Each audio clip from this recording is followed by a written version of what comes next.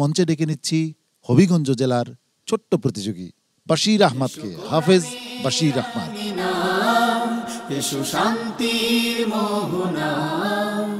السلام عليكم ورحمة الله وبركاته. وعليكم السلام ورحمة الله وبركاته. ولقد أرسلنا. أعوذ بالله من الشيطان الرجيم.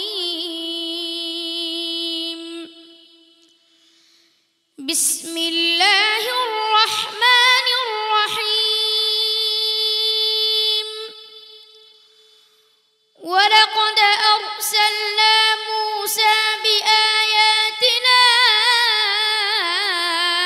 أن أخرج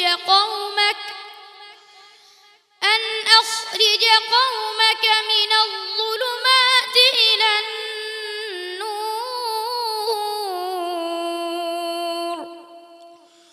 وذكرهم بأيام الله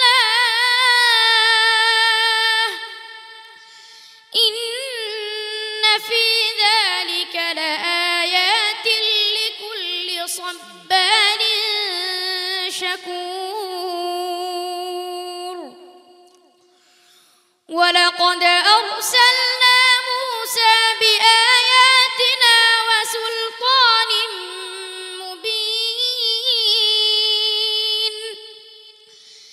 إلى فرعون وهامان وقارون فقالوا ساحر كذاب.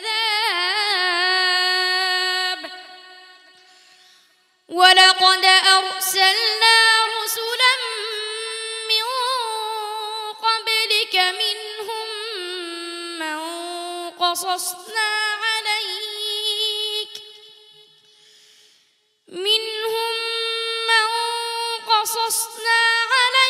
ومنهم من لم نقصص عليك. এই আয়াতটি আবার বলো। ولقد أرسلنا رسلا من ولقد أرسلنا। তো প্রশ্ন ছিল মুসা না? হ্যাঁ, প্রশ্ন কি ছিল? না মুসা না, ولقد أرسلنا। হ্যাঁ বলো।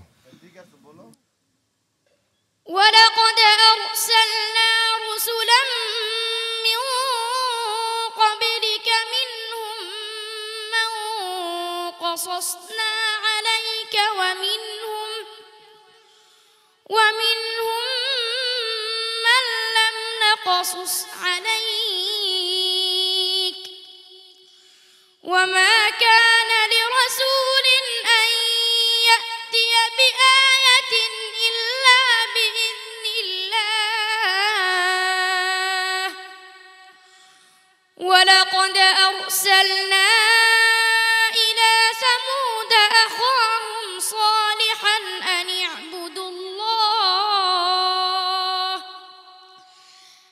اعبدوا الله فإذا هم فريقان يختصمون. قال يا قوم لم تستعجلون بالسيئة قبل الحسنة لولا تستغفرون الله لعلكم ترحمون. قالوا اطيرنا بك وبمن معك. আরো বলো। ولقد أرسلنا موسى وهارون الفرقان وضياء وذكرا للمتقين. ولقد أرسلنا إلى أمم من قبلك فأخذناهم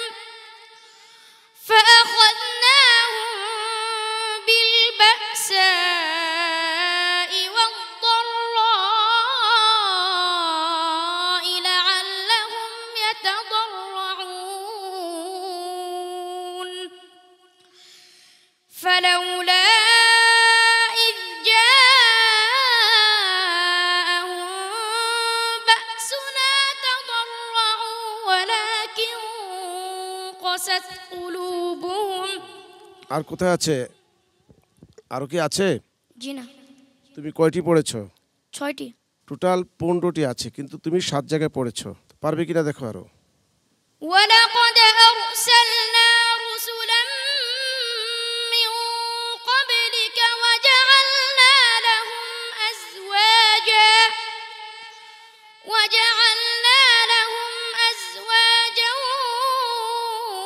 وذرية। কোথায় আছে? 13 পারা 12 পারা 13 পৃষ্ঠা। জি বলো, বলে যাও। وما كان لرسول أن يأتي بآية إلا ওটা না, তুমি 13 তুমি আরো বলো না, আরো আছে তো দেখতেছি এখানে। ঠিক আছে, সাদাকাল্লাহুল আযীম। 8-9টি বলেছো, সুন্দর হয়েছে সবগুলি বলতে পারলে। তবে অনেকগুলো তো হয়েছে, আলহামদুলিল্লাহ। সাদাকাল্লাহুল صدق আযীম। الله مولانا العظيم।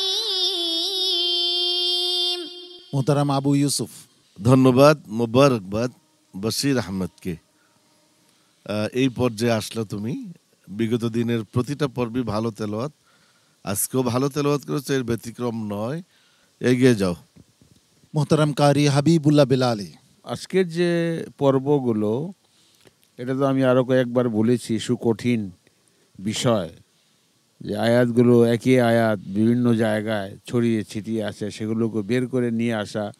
তো বশির যতটুকুন করেছে চেষ্টার মধ্যে লক্ষ্য করেছি আমরা, ভালো করেছে। আল্লাহ আরও ভালো করবে বলে আমার দৃঢ় বিশ্বাস। আল্লাহ তাকে সেই তৌফিক দান করেন, দোয়া থাকলো। ওস্তাদ জি, সবার তেলাওয়াত সুন্দর, কিন্তু মুতাশাবিহাতের আয়াতগুলি সঠিক উত্তর কেউ দিতে পারে না, একমাত্র সালমান ছাড়া। তো এটা কেন হবে? তোমরা আরও প্রস্তুতি গ্রহণ করতে হবে, সামনে আরও কঠিন পর্ব তো বাকি আছে ইনশাল্লাহ। আল্লাহ তাআলা সবাইকে কবুল করেন, আমিন। আমিন। সম্মানিত অতিথি ডক্টর আমিনুল হক। তেলাওয়াত চমৎকার ছিল। যে বিষয়টি দৃষ্টি আকর্ষণীয় এসছে সেটি তুমি খেয়াল রাখবে ইনশাআল্লাহ।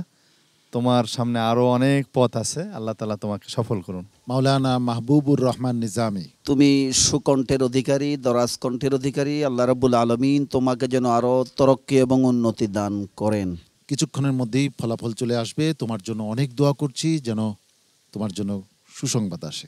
আসসালামু আলাইকুম ওয়া রাহমাতুল্লাহি ওয়া বারাকাতুহু।